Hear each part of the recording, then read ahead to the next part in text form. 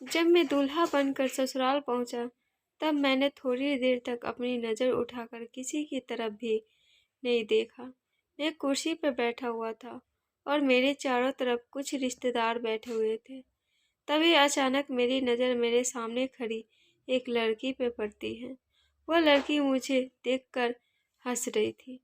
उस समय मैं दूल्हा बना हुआ था, इसलिए सोच रहा था कि मेरे माथे पर लगे हुए टीके में कोई गलती है।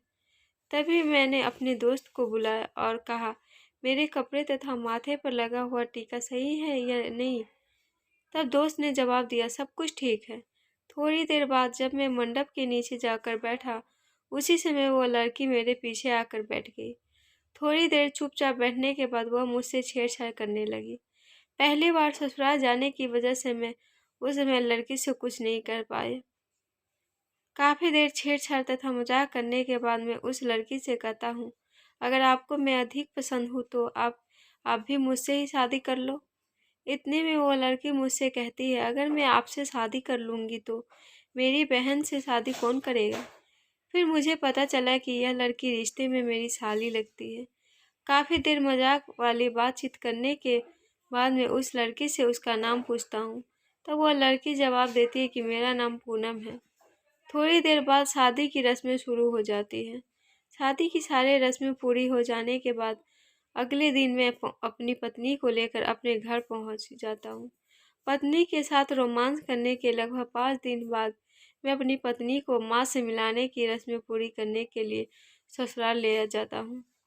मैं वहां जाकर चुपचाप कमरे के अंदर बैठा हुआ था। तभी मेरे पास साली आकर बैठ जाती है।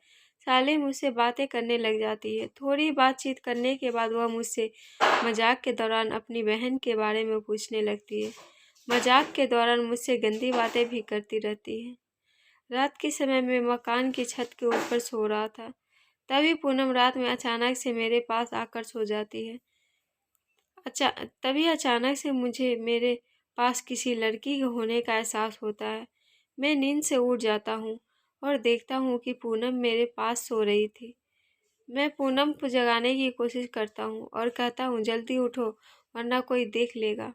लेकिन पूनम उठने की बजाय मुझसे लिपट कर सो जाती है। काफ़ी देर कोशिश करने के बाद पूनम नींद से उठ जाती है और मुझसे कहती, जिया जी, आप तो मुझे सोने भी नहीं देते हो। तभी मैं कहता हूँ, शायद आपको पता नहीं कि आप कहाँ पर सो रही हैं।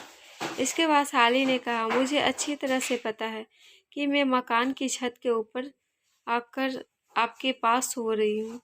तभी मैंने कहा, आप चुपचाप नीचे जाकर सो जाओ और मुझे सोने दो। तभी साली कहती है, मैंने मकान की छत वाले गेट को लॉक कर दिया है। अब कोई भी व्यक्ति मेरी इजाज़त के बिना ऊपर नहीं आ सकता।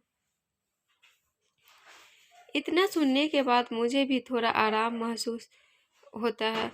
मैंने सोचा कोई व्यक्ति छत के ऊपर आने से पहले गेट का लॉक खोलना चाहेगा, लेकिन उसकी चाबी पूनम के पास है। इसके बाद क्या था, मैं भी पूरी तरह से निडर हो गया। काफ़ी देर तक दोनों रोमांस भरी बातें करते रहे। थोड़ी देर बाद पूनम पूनम मेरे गले से लिपट जाती है और अपने दिल की सारी बातें मुझे बता देती है। इन्हीं बातें के दौरान वह मुझसे कहती है कि मैं आपसे अपनी जान से ज़्यादा प्यार करती हूँ। आप मुझे बहुत अच्छे लगते हो, इसलिए मैं आपके करीब आना चाहती हूँ। इतना कहने के बाद मैं साली को किस कर लेता हूँ। रात भर बातें करने के बाद मैंने साली से कहा, सुबह के 6 बज गए हैं, तुम चुपचाप नीचे चली जाओ। इतना कहने के बाद साली मुझे एक किस करके चुपचाप नीचे चली जाती है। अगले दिन मैं अपनी पत्नी को साथ लेकर अपने घर चला जाता हूँ। मुझे घर जाते हुए देखकर साली की चेहरे से मुस्कान चली जाती है और वह मुझसे नाराज़ हो जाती है, क्योंकि मैंने रात के समय पूनम को बताया था कि मैं आपके यहाँ 6 दिन रुकने के लिए आया हूँ।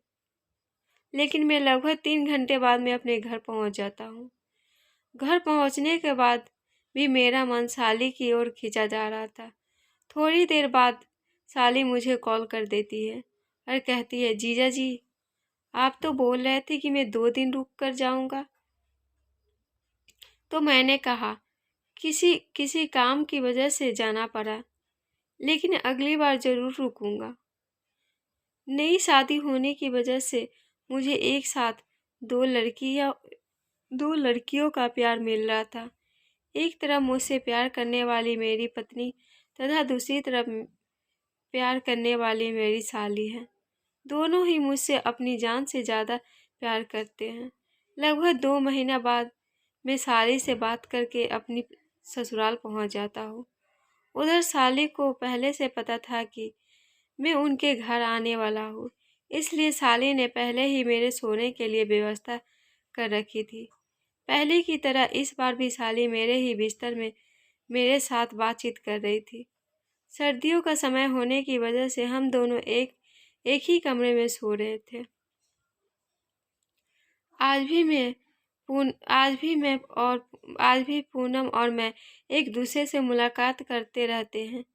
साले होने की वजह से मुझे भी उसके बिना रहा नहीं जाता है और उसे मिलने के लिए किसी भी बहाने से उसके घर पहुंच जाता हूँ।